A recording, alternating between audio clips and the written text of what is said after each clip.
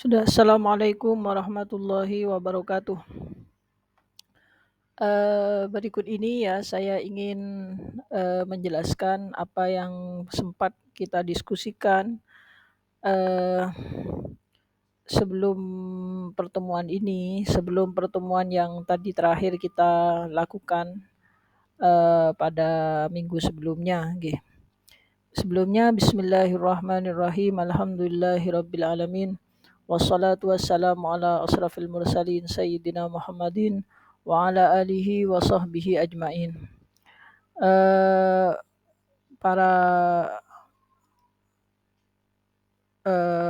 mahasiswa sekalian nggih, saya ingin membahas seperti yang sudah saya katakan ya, saya ingin membahas apa yang sudah saya sampaikan pada pertemuan sebelum minggu ini, barusan ini, yang sempat mungkin tertinggal oleh panjenengan semua karena panjenengan itu, berhalangan untuk hadir ya.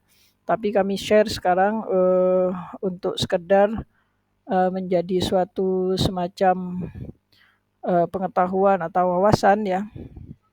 Kemarin kita itu sempat, berbicara tentang saya memulai berbicara bahwa ketika filsafat itu dibawa ke dalam agama, sebagai alat analisa terhadap agama, maka semua pola pikir kita itu menjadi, berubah nggih, eee, dari pola pikir lama yang selama ini kita ketahui dan kita pegangi ya. Nah, saya mencontohkan misalkan ya, ya sebelumnya tapi saya mengatakan bahwa ada 3 alat analisis ya, yang oleh sementara tokoh Islam itu digunakan untuk menganalisis agama ya. Ketiganya itu adalah satu sejarah ya, analisis kesejarahan. Yang kedua, analisis sosiologis atau sosiologi sosial. Yang ketiga adalah analisis secara,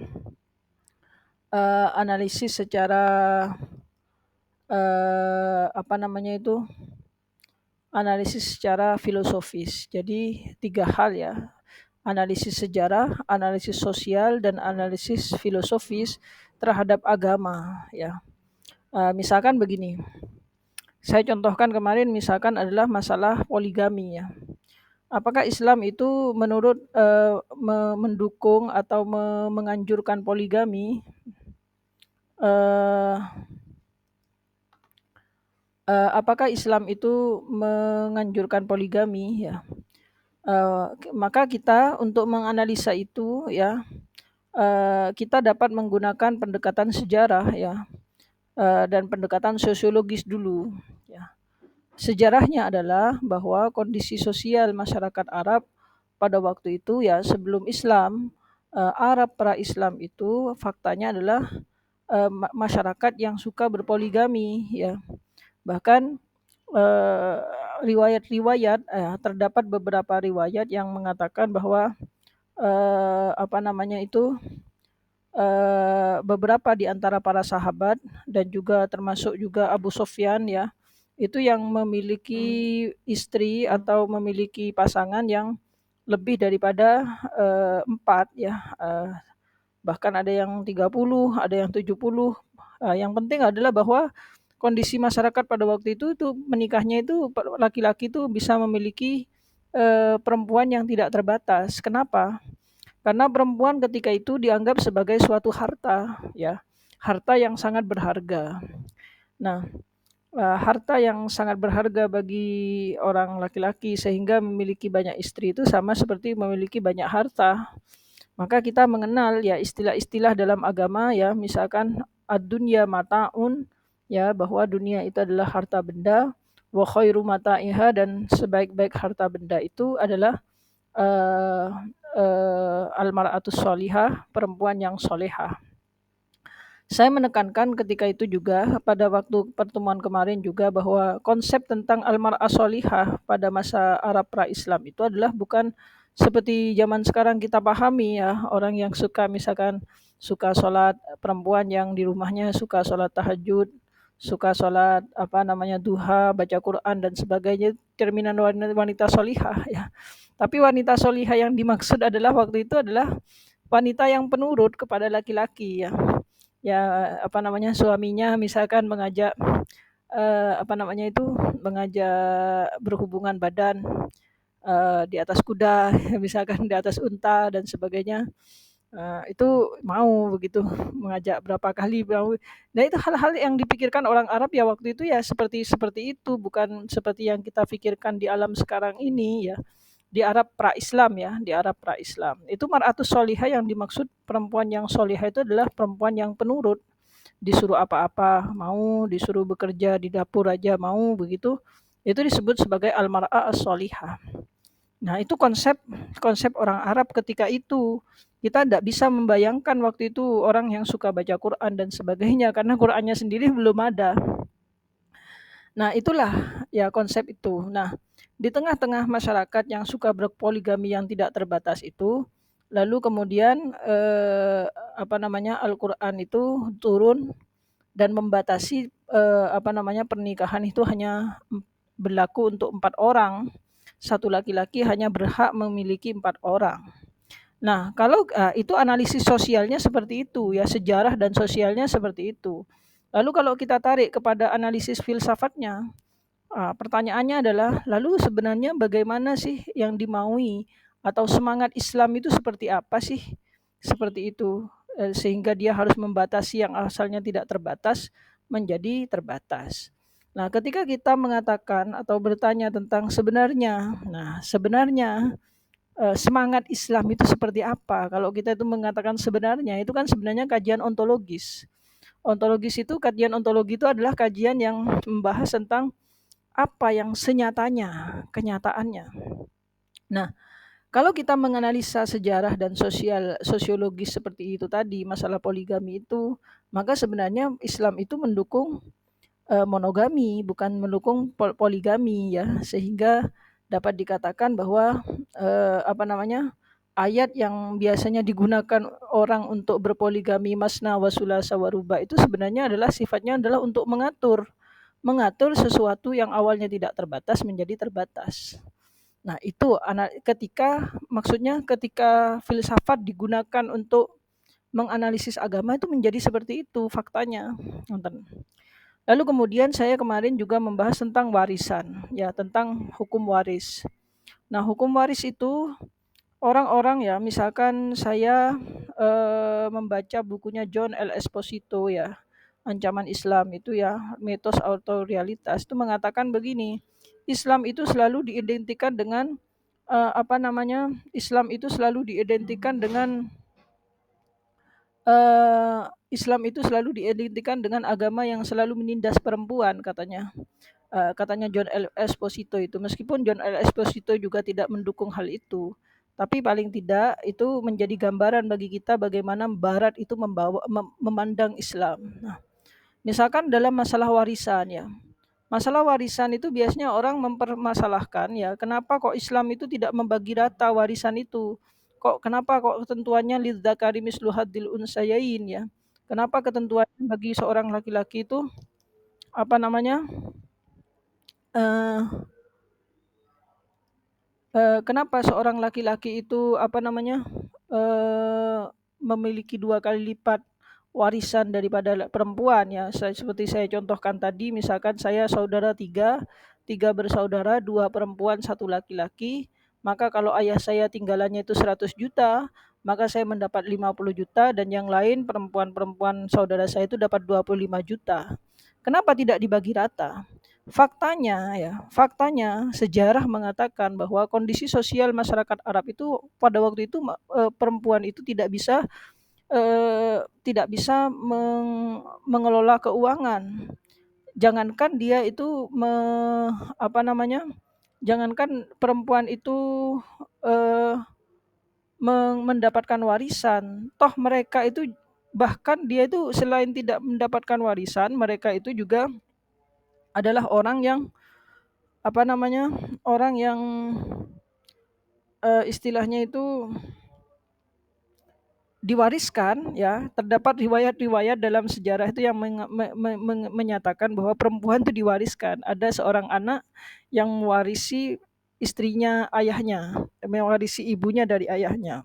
Ya karena ini konsep awal itu tadi, bahwa perempuan tuh pada dasarnya harta.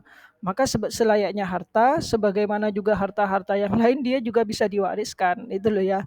Nah, jadi perempuan itu tidak bisa mendapatkan harta warisan waktu zaman sebelum Rasulullah. Nah, setelah Rasulullah datang, lalu syariat itu mengatakan bahwa eh, perempuan mendapatkan setengah dari laki-laki.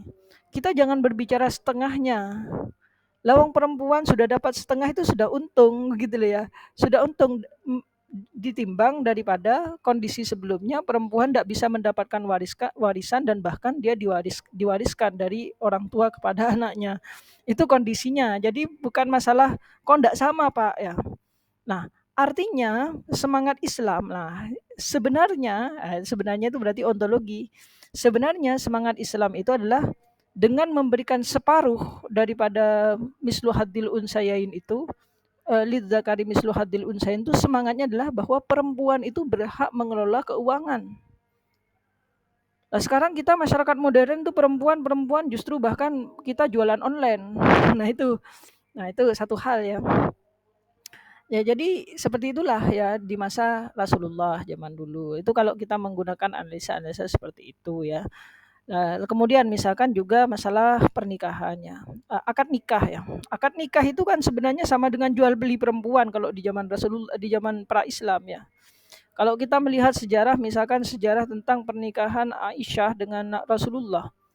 Aisyah itu dinikahi Rasulullah itu masih kelas 9 SD, masih umur 9 tahun. Kelas 3 SD, umur 9 tahun. Itu bermain-main di depan rumahnya Rasulullah dipanggil. Dipanggil oleh Rasulullah dikatakan begini, Aisyah, ini ada kain tolong berikan kepada ayahmu, Abu Bakar. Lah Abu Bakar itu sebelumnya sudah ingin menikahkan anaknya dengan Rasulullah untuk ngalap barokahnya Rasulullah. Katanya kan begitu kan. Lalu kemudian kain itu diberikan kepada Aisyah, dititipkan kepada ayahnya. Artinya maharnya Aisyah itu adalah kain. Dan itu diberikan kepada Abu Bakar. Nah kalau kita melihat seperti itu kan sama saja dengan jual beli perempuan. Jadi sebelum Islam, mahar itu nggak diberikan kepada perempuan, tapi diberikan kepada ayahnya. Kan sama saja dengan saya membeli anakmu, kan begitu kan? Maka dikatakan bahwa setelah perempuan itu setelah perempuan itu dinikahi oleh seorang laki-laki sudah menjadi hak daripada suaminya bukan ayahnya karena sudah dibeli. Ya, itu satu hal ya. Jadi jangan coba kita refleksikan. Nah, ketika Islam datang, akad nikahnya tetap saya nikahkan kamu dengan binti ini, dengan perempuan binti ini dan sebagainya. Artinya saya jual ini. Kan begitu kan sebenarnya. Maka tapi setelah Islam, akad nikahnya tetap, lalu kemudian yang diganti adalah maharnya. Yang asalnya maharnya diberikan kepada ayahnya diberikan kepada perempuan. Kepada si perempuan itu. Maka saya menekankan kemarin sebenarnya itu adalah jual beli awalnya. Dan karena itu uang mahar itu sudah diberikan kamu sebagai tanda bahwa kamu sudah menjadi hak suaminya, maka uang mahar itu nggak boleh dinikmati suamimu. Saya bilang mengatakan. Jadi mahar itu nggak boleh dinikmati oleh seorang laki-laki, oleh seorang oleh seorang suami. Saya bilang. Nah, dari situ teman-teman itu lalu kemudian banyak yang bertanya, loh Pak berarti nggak boleh? Ya memang kalau konsepnya seperti itu ya nggak boleh. Ya itu ya, nggak boleh itu harga dirimu, ya harga dirimu itu kok mau diberikan kepada suamimu, uang itu sudah. Makanya kalau Rasulullah mengatakan mahar seorang perempuan yang bagus itu adalah tidak terlalu mahal, tidak terlalu murah. Kalau terlalu murah mahal nanti memberatkan laki-laki, kalau terlalu mahal juga tidak baik karena harga dirinya berarti kecil. Itu kan satu hal itu jadi satu hal. Nah, artinya Islam itu sebenarnya mengadopsi tradisi masyarakat setempat ya, mengadopsi tradisi masyarakat setempat yang dalam beberapa hal itu juga dimodifikasi ya, seperti masalah mahar yang awalnya kepada kepada orang tua menjadi kepada perempuan, mempelai. Terus seperti misalkan masalah poligami yang asalnya tidak terbatas menjadi terbatas. Nah, itu satu hal ya. Lalu kemudian kita kemarin sempat juga berbicara tentang jilbab ya. Ini mungkin ada dua sesi lagi ya, dua jilbab. Masalah jilbab. Jilbab itu jelas-jelas diperintahkan di dalam Al-Qur'an, yaududna min jalabibihinna, yang begitulah. Coba jenengan nanti lanjutkan sendiri, cari ayatnya itu yang masalah kelembrehkan jilbabmu. Masalah jilbab ini sebenarnya kalau kita bahas juga akan agak panjang, tapi juga menjadi penting dan tidak penting sebenarnya ya. Tapi sekali lagi kalau epistemologi ini mau dipakai oleh Anda, kalaupun tidak juga tidak masalah. Selama ini kita memakai epistemologinya Imam Syafi'i, Imam Abu Hanifah, Imam Ghazali dan sebagainya ya. Kita tidak terbiasa dengan pemikiran-pemikiran baru sebenarnya. Tapi tolong kalau kita belajar ini kita mungkin setidaknya bisa mengetahui perspektif orang ya, perspektif orang yang menggunakan pendekatan ini ya. Misalkan soal jilbab itu. Soal jilbab itu ya, memang benar itu ada perintah ya, "Kelembrehkan jilbabmu," ya, "Yaududna min jalabibihinna ila juyubihinna," dan sebagainya. Meskipun ya, penafsiran tentang jilbab itu seperti apa itu macam-macam. Kalau di tafsir Jalalain ya, atau di Imam Syafi'i itu menerjemahkan jilbab itu sebagai cadar. Kalau Imam Abu Hanifah, jilbab itu ya kerudung seperti biasanya ibu-ibu atau mbak-mbak yang ada di Indonesia itu pada umumnya. Tapi kalau Imam Syafi'i jujur kita itu memakai cadar. Sehingga kita bisa memahami bahwa yang memakai cadar ya madhab Syafi'i. Kalau Anda memakai jilbab ya jilbab kerudung seperti biasanya mbak-mbak umumnya Indonesia, itu berarti kita memakai madhab Abu Hanifah. Kita harus menyadari hal itu. Tapi kalau kita melihat dari sejarah jilbab begini, sebenarnya itu erat kaitannya dengan masalah perbudakan ya. Saya masalah perbudakannya bahwa begini, perbudakan itu begini, kalau masalah jilbab itu karena dulu budak itu ya, orang budak itu tidak berjilbab. Orang yang budak itu tidak memakai jilbab atau pakaiannya terbuka ya. Saya bisa meng-share suatu gambar ya, gambaran budak di zaman di zaman Rasulullah dan pra-Islam. Di zaman pra-Islam dan Rasulullah, gambaran seorang budak. Saya akan coba share screen kepada panjenengan semua. Eh, Nanti untuk memahamilah asal usul budak ini juga ada pembahasan kemarin, tapi saya ingin membahas segi jilbab dan budak ini. Coba ya, akan saya tampakkan kepada jenengan semua.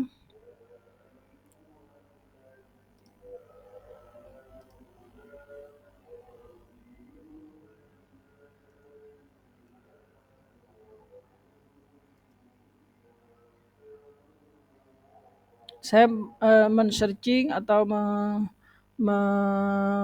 mencari di Google dengan kata kunci apa namanya, al-mar'a fi asril jahiliyah. Coba apa yang kita temukan dengan kata kunci al-mar'a fi asril jahiliyah, perempuan di masa jahiliyah.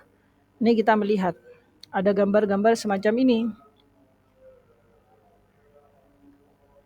ya. Uh,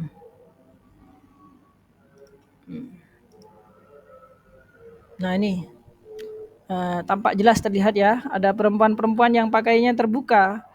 Ini al-mar'a fi asril jahiliyah, artinya perempuan di masa jahiliyah. Lah itu pakaian perempuan seperti ini yang budak, bukan wanita terhormat ya. Nah, adapun asal usul daripada perbudakan ini ada pembahasannya sendiri, nanti kita bisa diskusikan itu. Hmm, ini lihat.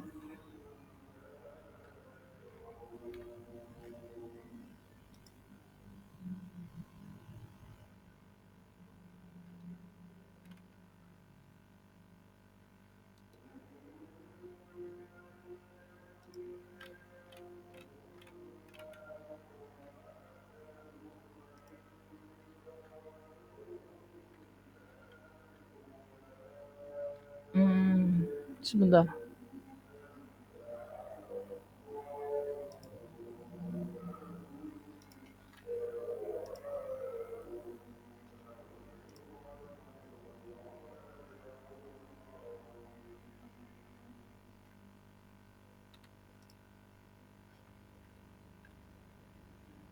Nah ini,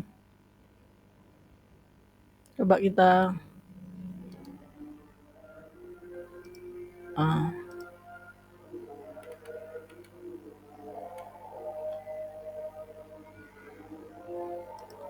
az-zawaj, ini az-zawaj fi asril jahiliyah, seperti ini.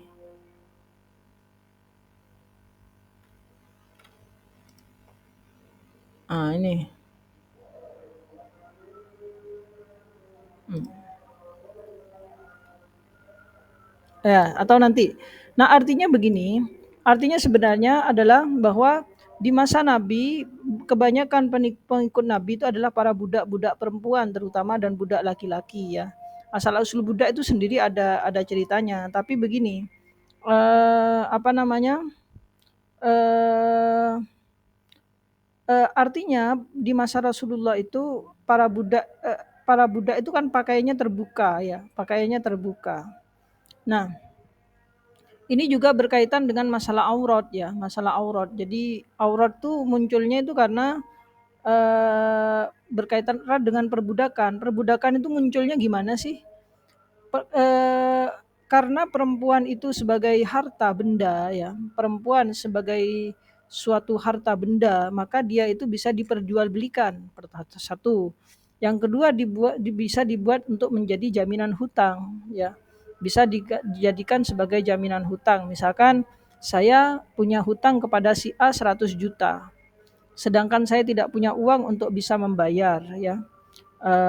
Tidak bisa tidak untuk membayar saya nggak punya uang, maka saya bisa menggunakan anak perempuan saya atau menggunakan istri saya untuk membayar hutang. Itulah yang terjadi di masa jahiliyah itu. Kenapa? Ya konsepnya kembali lagi bahwa perempuan itu sebagai harta yang bisa diperjualbelikan, bisa diwariskan, bisa dibuat untuk membayar hutang.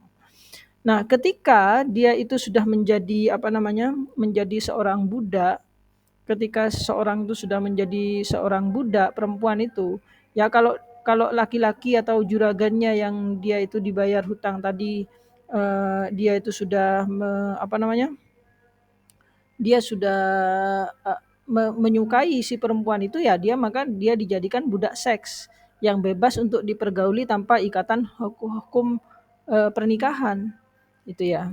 Kalau misalkan si perempuan ini tidak suka, maka dia nggak digauli, tidak dipergauli, tapi cuman disuruh bekerja dan sebagainya, disiksa dan sebagainya. Nah, sehingga di sini muncul konsep tentang aurat. Aurat itu dari kata al-ar ya. Jadi aurat itu dari kata al-ar. Al-ar itu artinya cacat. Sebentar ya, saya akan menjelaskan kepada jenengan. Asalnya dari kata al-ar. Al-ar menjadi aurah, artinya cacat. Artinya adalah cacat. Cacat. Cacat artinya bahwa si perempuan itu sudah cacat, ya baik secara fisik karena disiksa, baik cacat secara sosial karena dia sudah dipermalukan orang, ya. Karena begini, dipermalukan itu karena begini, bisa saja saya hutang sama si A tidak bisa bayar, lalu saya bayar pakai anak saya.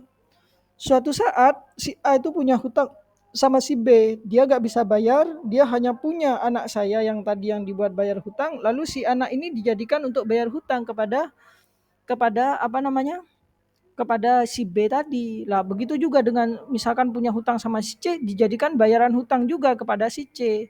Lah dari si A, si B, si C ini bisa berpindah-pindah dia digauli, bisa berpindah-pindah dia disiksa, bisa berpindah-pindah dia itu dipermalukan karena dia statusnya sebagai budak gitu loh ya.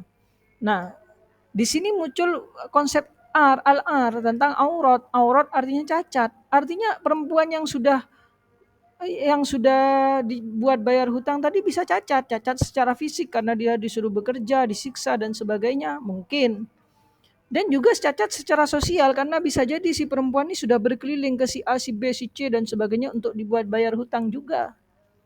Sehingga dia dianggap oleh masyarakat-masyarakat tertentu, oleh masyarakat yang lain dikatakan, oh dia sudah keliling 7 kali, oh dia sudah keliling 3 kali, 4 kali dan sebagainya, bisa jadi seperti itu. Di sini ada menjadi cacat secara sosial, artinya dalam pergaulan sosial masyarakat dia dikucilkan karena dianggap perempuan hina. Hina kenapa? Karena sudah habis keliling 7 orang tadi. Itu cacat secara sosial. Bisa juga cacat secara psikologis. Artinya psikologis mereka itu sudah down karena dia sudah merasa muak dengan kehidupan, sudah merasa menyerah dengan kehidupan karena dia itu dijadikan bahan cacian orang, terus dia dijadikan budak seks oleh orang-orang itu. Dan makanya kalau kita melihat tadi almar'a fi asril jahiliyah tadi, mereka itu telanjang semua. Oke, mohon maaf, nih saya tunjukkan aja, misalkan seperti ini.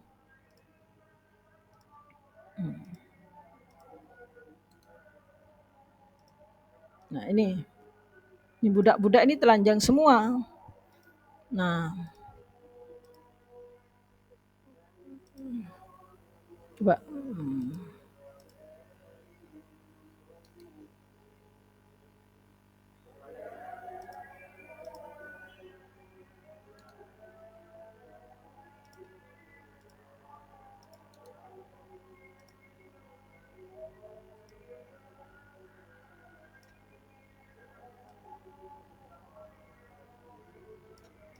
lihat itu bagaimana posisi si perempuan yang budak itu ketika mau sebagai seorang budak yang berpakaian telanjang. Dan kalau kita melihat sebenarnya rata-rata daripada pengikut Nabi adalah kalangan budak itu, gitu loh ya. Dari kalangan para budak-budak ini, gitu loh ya. Lah, sehingga dia artinya dengan kata lain bahwa pengikutnya Nabi banyak yang berpakaian terbuka seperti ini, gitu loh ya. Dan dia dipermalukan orang di mana-mana karena sebagai budak dia itu disuit-suit kalau dia itu misalkan lewat di pasar. Lalu kemudian ayat Al-Quran turun ayat Al-Quran tentang jilbab itu. Nah, sebelumnya jilbab itu sebelumnya sudah dipakai menjadi tradisi di masyarakat Arab tapi hanya dipakai oleh orang-orang yang terhormat. Sehingga maksudnya gimana? Jadi kalau ada orang lewat ya di pasar gitu ya, ada orang lewat di pasar tapi dia bercadar, dia tuh berjilbab pakai cadar, maka dia nggak ada yang berani ganggu karena dia berarti adalah ada yang pemiliknya resmi. Kalau sampai diganggu bisa berperang sampai 40 tahun.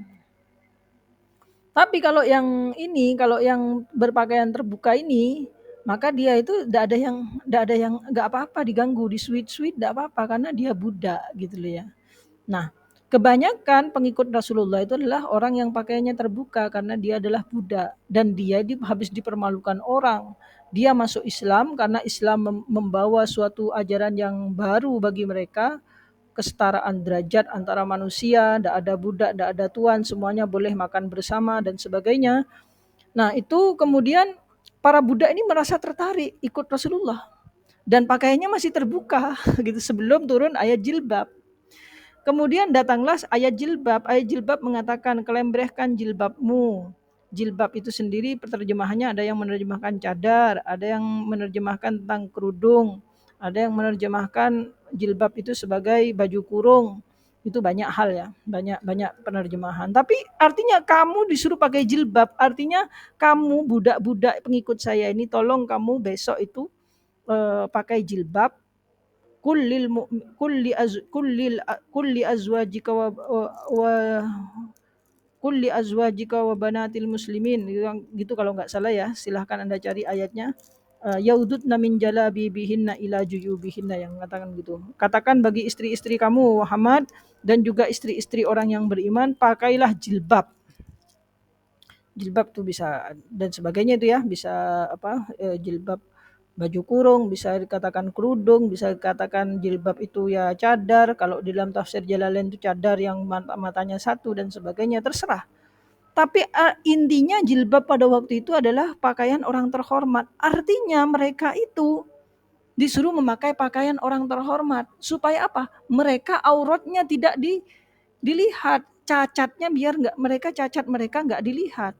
Cacat fisiknya nggak terlihat, cacat psikologisnya nggak terlihat, nggak tertekan lagi karena sudah nggak tahu. Cacat sosialnya sudah tidak disuit-suit orang lagi. Kenapa? Dzalika adna alla yu'rafna fala yu'dain. Kalau kamu memakai jilbab itu nanti kamu tidak akan diketahui kamu siapa, fala yu'dain, maka kamu tidak akan disakiti oleh orang. Itu asal mula dari ada jilbab begitu.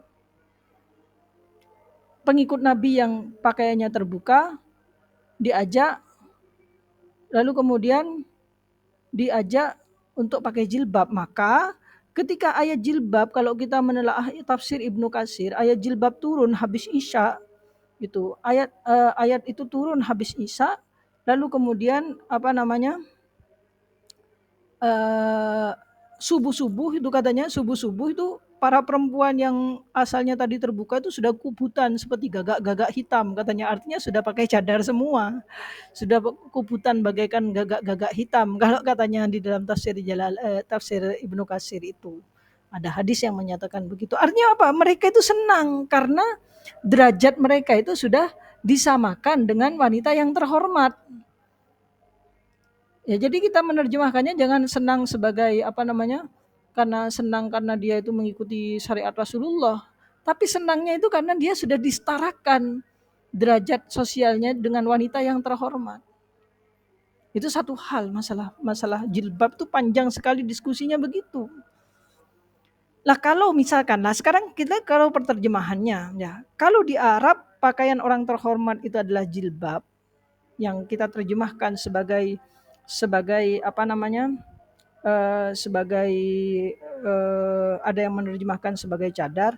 Lalu bagaimana kalau Islam datang ke Indonesia yang mereka itu sudah memiliki kebudayaan yang lain?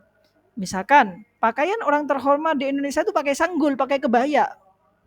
Sebenarnya yang syariat itu yang pakai kebaya itu apakah yang pakai jilbab ini?